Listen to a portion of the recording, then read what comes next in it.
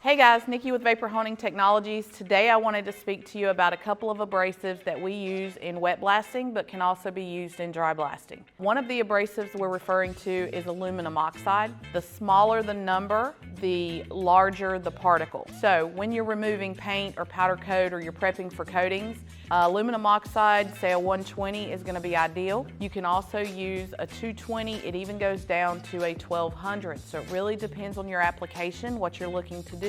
This abrasive is very hard. It's a 9 on the Mohs hardness scale, and then it's going to be able to be used in combination. If you did a mixture of glass bead and aluminum oxide, you can use the 220. That helps with the consistency. It also helps with the glass bead in removing contaminants. We also have, in comparison, garnet. When using garnet, we're able to also remove coatings and powder coat and things along those lines. It will also create a profile on the surface for additional coatings that you want to add back. If you are prepping for, say, Cerakote, 120 aluminum oxide is ideal for prepping that surface for Cerakote. We are happy to help you with your application and what abrasives will work best for you. Please give us a call. Let us know how we can be of service.